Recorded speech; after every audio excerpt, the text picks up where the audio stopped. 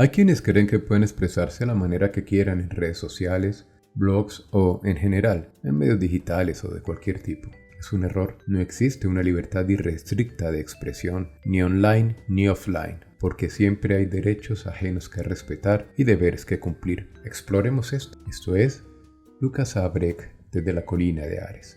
Un vistazo a la libertad de expresión, online y offline. Primero, usted no puede decir lo que quiera. Reflexione muy bien antes de lanzar acusaciones que no puede probar o al menos sustentar razonadamente. No es solo por la existencia de delitos como los de injuria y de calumnia, artículos 220 o 128 del Código Penal colombiano, sino por sus deberes como ciudadano y como ser humano. Una acusación sin pruebas no está protegida por la libertad de expresión, como sostuvo, por ejemplo, la Corte Constitucional en la sentencia T959 del año 2006. Al sindicar a una persona o a un grupo de personas de matar a civiles y de hacerle daño a los demás, sin aportar el acervo probatorio que justifique afirmaciones de esa magnitud, se traspasan los límites de la libertad de expresión, pues no resulta razonable entender cobijadas tales manifestaciones en el ámbito de protección de la libertad de expresión, por más amplio que éste sea. No hay derechos absolutos. Usted siempre debe considerar sus propios deberes al tiempo que considera los derechos de los demás, ha sostenido la Corte Constitucional. Pese a la importancia que se les ha dado a la libertad de expresión, información y prensa, esta corporación ha enfatizado que aquellos derechos no son absolutos y, por el contrario, tienen límites como todo derecho fundamental. En particular, la libertad de expresión puede chocar con otros derechos y principios constitucionales fundamentales. Como consecuencia de ello, varios tratados internacionales de derechos humanos y la Constitución política han establecido ciertas restricciones legítimas a las referidas libertades. Sentencia C-429 de 2020 de la Corte Constitucional. Segundo, la responsabilidad social de los medios de comunicación. La responsabilidad social de los medios de comunicación implica la obligación de emitir noticias veraces e imparciales, pues cuando éstas no cumplen estos parámetros, la persona que se siente perjudicada por informaciones erróneas, inexactas, parciales e imprecisas puede ejercer su derecho de rectificación ante el medio respectivo para que, cumpliendo con la carga de la prueba, se realice la corrección conforme a sus intereses. Concretamente, tratándose de noticias o informaciones de interés general que vinculan a una persona con hechos delictivos que están en proceso de investigación por parte de las autoridades competentes, los periodistas deben ser especialmente juiciosos y diligentes con el lenguaje que utilizan en la información emitida, pues no pueden inducir al lector a la culpabilidad de la persona nombrada como un hecho cierto, pues estarían desconociendo los principios constitucionales transcritos. Sentencia T-256 de 2013, Corte Constitucional. 3. Los textos constitucionales básicos. El artículo constitucional clave para la materia es el 20. Se garantiza a toda persona la libertad de expresar y difundir su pensamiento y opiniones, la de informar y recibir información veraz e imparcial, y la de fundar medios masivos de comunicación. Estos son libres y tienen responsabilidad social. Se garantiza el derecho a la rectificación en condiciones de equidad. No habrá censura. De las materias derivadas del artículo 20 constitucional ha sostenido la Corte Constitucional. La flexibilidad de la garantía que tiene todo ciudadano de forjar su propio pensamiento y opinión, así como de poderlos expresar, también está sujeta a límites. Por ejemplo, algunos tipos penales restringen la posibilidad de exponer cierto tipo de pensamientos y opiniones, como la apología al genocidio, las expresiones de odio y de discriminación. Sentencia T-244 de 2018. Corte Constitucional. Cuarto, los elementos del artículo 20 constitucional según la Corte Constitucional. La Corte Constitucional formuló los siguientes parámetros sobre la interpretación de aquel artículo 20 constitucional.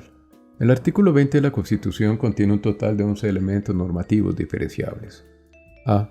La libertad de expresar y difundir el propio pensamiento, opiniones, informaciones e ideas sin limitación de fronteras y a través de cualquier medio de expresión, sea oral, escrito, impreso, artístico, simbólico, electrónico u otra elección de quien se expresa, y el derecho a no ser molestado por ellas. Esta libertad fundamental constituye la libertad de expresión stricto sensu y tiene una doble dimensión, la de quien se expresa y la de los receptores del mensaje que se está expresando. B. La libertad de buscar e investigar información sobre hechos, ideas y opiniones de toda índole, que junto con la libertad de informar y la de recibir información, configura la llamada libertad de información. C. La libertad de informar que cobija tanto información sobre hechos como información sobre ideas y opiniones de todo tipo a través de cualquier medio de expresión, junto con la libertad de buscar información y la libertad de recibirla. Configura la llamada libertad de información. D. La libertad y el derecho a recibir información veraz e imparcial sobre hechos, así como sobre ideas y opiniones de toda índole, por cualquier medio de expresión, junto con los anteriores elementos, configura la libertad de información. E. La libertad de fundar medios masivos de comunicación. F. La libertad de prensa o libertad de funcionamiento de dichos medios masivos de comunicación, con la consiguiente responsabilidad social. G. El derecho a la rectificación en condiciones de equidad. H. La prohibición de la censura, cualificada y precisada por la Convención Americana sobre Derechos Humanos. I. La prohibición de la propaganda de la guerra y la apología del odio, la violencia y el delito, cualificada y precisada por la Convención Americana sobre Derechos Humanos y la Convención Internacional sobre la Eliminación de todas las formas de discriminación racial. J. La prohibición de la pornografía infantil. Y K. La prohibición de la instigación pública y directa al genocidio. Sentencia T-391 de 2007, Corte Constitucional. 5. Términos relacionados. Para entender la libertad de expresión y sus alcances reales hay que pensar en los términos relacionados. Libertad de fundar medios masivos de comunicación, libertad de pensamiento, libertad de opinión y libertad de información. La libertad de opinión se distingue de la de información en el nivel de subjetividad involucrado. Opina quien manifiesta un parecer, que en todo caso debe ser respetuoso y razonable. El hecho de informar supone la transmisión de hechos verificados. La libertad de opinión se diferencia de la libertad de información en que la primera tiene una innegable carga de subjetividad, mientras que en la segunda se fundamenta en la presentación de hechos constatables, esto es, tiene una connotación objetiva. Sentencia SU 355 de 2019. Corte Constitucional. Se agrega más adelante en la misma sentencia. En el caso de la información se exige una mayor carga de veracidad, imparcialidad e importancia pública, mientras que si se trata del pensamiento o la opinión, deberá descartar que sean expresiones desprovistas de algún rudimento fáctico, vejatorias o insidiosas. Sentencia SU 355 de 2019. Corte Constitucional. Así las cosas, se ha sostenido sobre la libertad de información.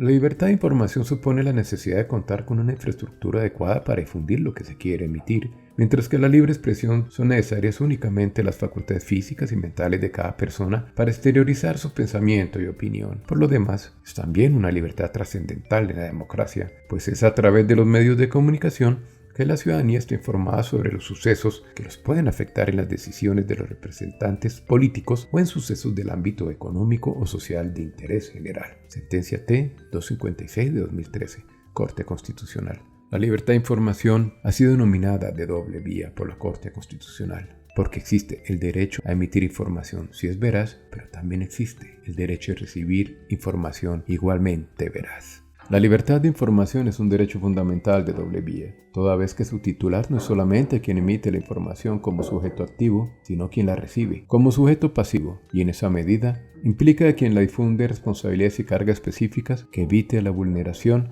de otros derechos fundamentales, como el buen nombre, la dignidad y la honra. Sentencia T-256 de 2013, Corte Constitucional. Tenemos así un cuadro de la materia que nos interesaba exponer. Gracias por su tiempo.